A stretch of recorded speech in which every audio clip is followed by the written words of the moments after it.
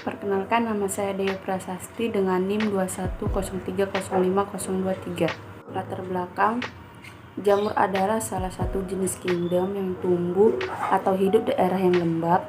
Jamur hidup di daerah yang lembab untuk mengurangi proses penguapan air dalam tubuh jamur.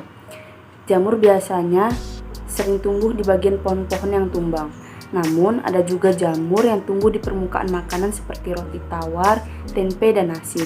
Jamur yang tumbuh di permukaan makanan akan mengandung mitoksin. Mitoksin merupakan senyawa yang berbahaya jika dikonsumsi oleh hewan ternak dan manusia.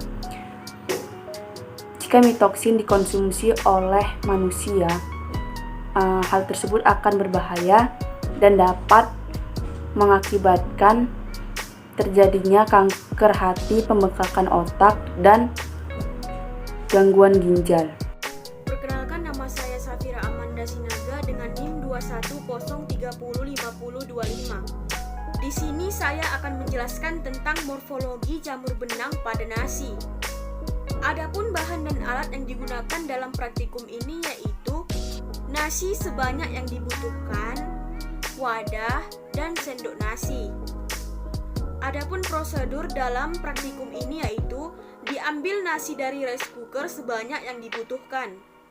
Lalu diletakkan nasi pada wadah yang sudah disediakan, pastikan wadah dalam keadaan bersih. Lalu diletakkan nasi di atas meja dalam keadaan terbuka. Yaitu yang terakhir, dibiarkan nasi beberapa hari sampai berjamur. Tabel hasil. Pada praktikum ini, jamur pada nasi tumbuh pada hari kelima. Jamur yang pada umumnya terdapat pada nasi yaitu Aspergillus species dan Rhizopus oligosporus. Berikut adalah kondisi nasi dari hari ke hari. Pada hari pertama, nasi masih dalam keadaan bagus. Pada hari kedua, nasi mulai sedikit menguning. Pada hari ketiga, nasi mulai ditumbuhi oleh jamur.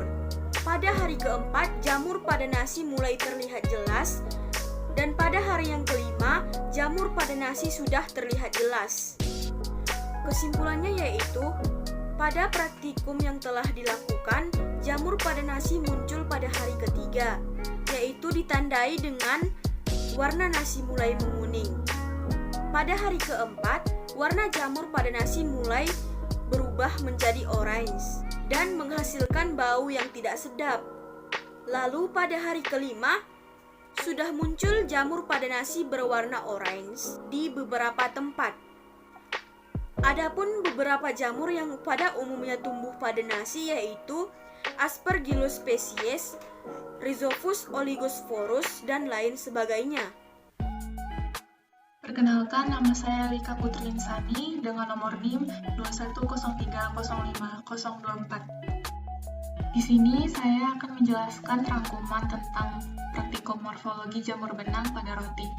Adapun bahan dan alat yang digunakan adalah sebuah roti tawar, wadah, dan air untuk percikan. Lalu prosedur atau langkah-langkah yang dilakukan pada praktikum ini yaitu disiapkan sebuah wadah. Pada percobaan ini saya menggunakan wadah plastik bening, lalu diletakkan roti tawar di atasnya dan dipercikan air ke atas roti setiap harinya dan ke permukaan wadah agar kondisi lebih lembab. Lalu diamati perubahan pada roti ataupun tanda-tanda munculnya kapang pada roti. Tabel hasil. Pada praktikum ini, jamur tumbuh pada roti selama 9 hari.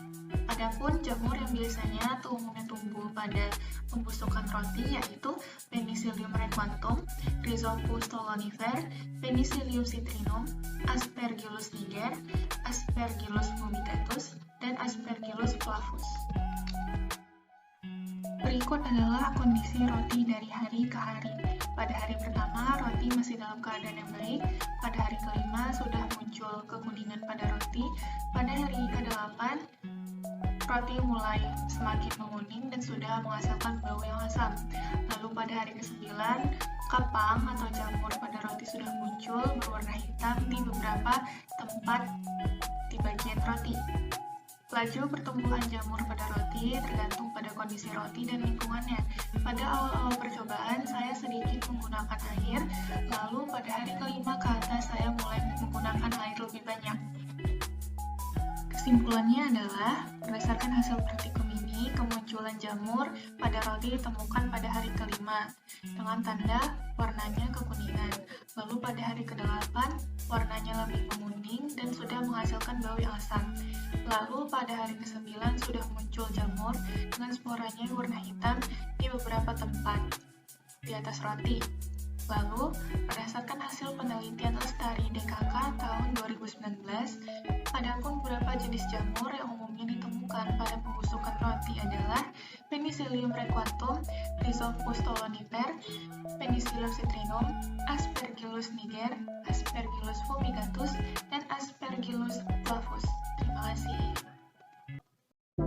Perkenalkan, nama saya Erika Octavia dengan nomor NIM 210305022. Adapun bahan dan alat yang digunakan dalam praktikum ini ialah 1 buah tempe, pisau, kertas hitam, dan juga wadah. Adapun metode atau langkah-langkah yang dilakukan dalam praktikum ini, yang pertama ialah disediakan wadah. Wadah yang kita pakai yaitu kertas hitam. Yang kedua, dibelah bagian tempe yang berada di pinggir kanan yang memiliki banyak ragi dengan menggunakan pisau. Yang ketiga, diletakkan tempe yang sudah dibelah tersebut di atas kertas hitam. Dan yang keempat, diamati perubahan atau tanda-tanda munculnya kapang pada tempe tersebut. Berikut ini adalah tabel hasil praktikum dari bahan tempe. Ternyata lama waktu berjamur yang ditunggu hanya selama 2 hari agar tempe tersebut bisa menghasilkan spora atau kapang. Pada umumnya, jamur yang terdapat pada bahan tempe adalah Rhizopus araeus, Rhizopus stolonifer, Rhizopus oryzae, Rhizopus oligosporus saito, dan Rhizopus nigricans. Adapun hasil foto pertama pada tempe yang kita lihat ternyata masih berwarna putih dan seperti biasa. Dan ternyata pada hari yang kedua, hasil foto tempe tersebut sudah menghasilkan spora yang berwarna kekuning-kuningan dan juga kapang yang berwarna hitam dan berbintik-bintik di atas permukaan tempe tersebut. Berdasarkan hasil praktikum, kemunculan jamur pada tempe ada tanda-tandanya, seperti munculnya jamur atau spora berwarna kekuning-kuningan pada permukaan tempe, dan juga muncul bintik-bintik hitam atau spora berwarna hitam, dan juga menimbulkan asam amonia.